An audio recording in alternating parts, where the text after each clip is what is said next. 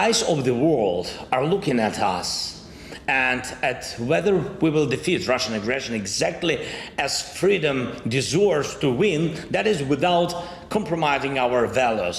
Also, the world is watching to see if we will restore normal life in such a way that our transformation will land an ideological defeat on the aggressor. We protect Ukraine, and thus we protect freedom. And when we build Ukraine, we'll build freedom. Country, region, continent, world. It's a global task. And I want to thank you. And of course, I thank Switzerland, Germany, France, Italy, every country where we have agreed on key principles for recovery. At this conference, we must move from vision to agreements and from agreements to real projects. The cost of rebuilding Ukraine and modernizing the Ukrainian economy may reach to $500 billion, $500 billion within 10 years. Total annual expenditures can reach more than $110 billion. To finance all that, the size of the economy is should be significantly larger than what we have now. This goal can be achieved only by developing the private sector and creating conditions for investments according to the Center for Economic Recovery. Returning to the private sector question, it's a totally different story. Do you think that after we win tomorrow, what signs are we going to give to private sector to tell them that, yes, we're a safe place? Okay, Rheinmetall, this is one thing. This is a very big governmentally owned partially company, like super large. But what about the private sector? Will they see how they are going to see this wow effect, that Ukraine is a place for a safe investment right here and now for your $1,000, for your $2,000, whatever you have in a stash? Much will depend on the direction of our rebuilding, because, you know, when we are talking about rebuild Ukraine, I always remind the same project created by the European Commission in the previous year. It was 16 or 18th of May 2022, when the European Commission wrote the plan, Rebuild Ukraine, actually it's titled, and they divided it into two parts. First part, it's a support in the moment of war. So they understand that Ukraine needs some financial support and for survive. But the most important second part, it's reforms in Ukraine, and they said that we help you to rebuild your country, but instead of that, you should build a country based on all the European principles. All support will be based on the directives of the European Union. And the idea of that support just to make Ukraine a country that absolutely logically can be part of the European Union, because Ukraine constantly repeats that we want to be a member of NATO and we want to be a member of the European Union. And if Ukraine makes those reforms that our partners ask to us, it's not only European Union, it's International Monetary Fund, it's other organizations, of course, yes, it will be probably hard to rebuild something inside ourselves, but at the final of the story, Ukraine will be a country which can actually be, as I said, logically part of EU, and of course with good climate, with guarantees, because there are a lot of questions that, Ukraine can produce a lot of interest rates for the investment in Ukraine, but without guarantees and without... Well, it's nothing without guarantees. Yes, but when it is nothing, absolutely agree. The question not in quantity of money that you can receive in Ukraine. Absolutely, question, no guarantees, yeah. Yes, that's why I think that we will rebuild our private sector, yes, but we rebuild first of all our judicial system. Without good judicial system, it's hard to promise something to our partners. It's impossible. It's impossible to create a good investment climate. Right.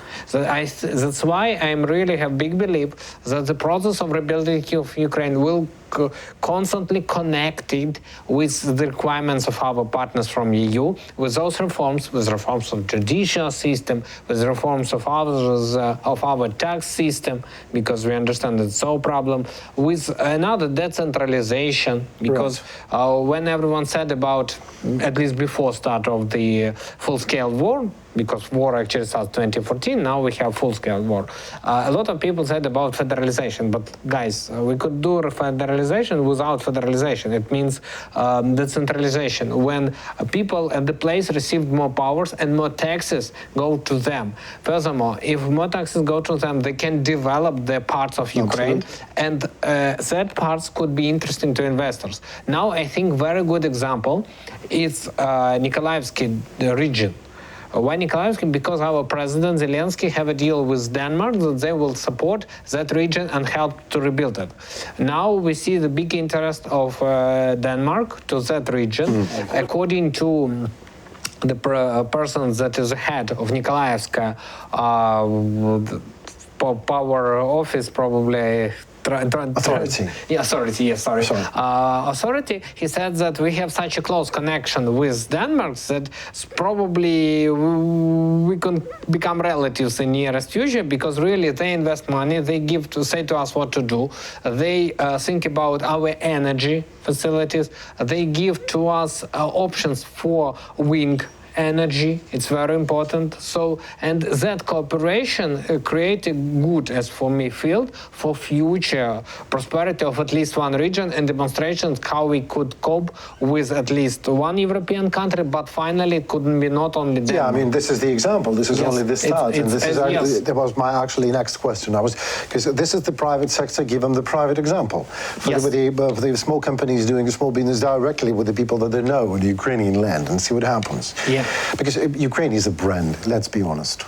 And this is a winning brand of brave people. Let's turn it into money to make these people live good. That's why I said about from emotion to reality. Yeah. Because now it's emotion. People support Ukraine all over the world, because especially from so-called Western world, but Japan in this world. That's why I joke that when you say let's call it collective West. Yes, the nations that share the idea of freedom. Who based on the ideas of domination of rule of law. Okay. That's very important. And now it's emotions, but how to transform that emotions into practicing to say that, guys, we are thank you to the support, but let's come to cases, direct cases, and so demonstrate to us what you can help in rebuilding our, as I said, not only country, but our law system and other moments. And of course, I think that it can give result. And really, I believe that the end of the story will be not with the victory of Ukraine in this war, but with the Ukrainian joining to EU and becoming not the last member of the European Union. Because, you know, this war give a very interesting example. Ukraine give a new momentum to NATO.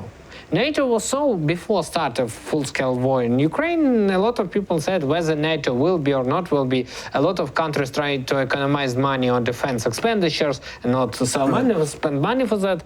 And what happened after the start of full-scale war?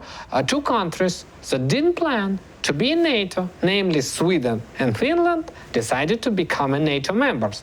NATO understand why the structure was created several decades ago, why they need it, and now a lot more and more countries say that yes, we'll give more money to our security sector, to our defense sector, just because we understand why it's impossible. Well, this is again our humankind until it was quite a rusty structure. And all the international, all the international organizations are quite slow in reacting on the objective reality. Well, when this objective reality just invades you in tanks and starts to shell your cities, abduct your children and killing your family relatives, and maybe it is time to rethink your safety, your military budget.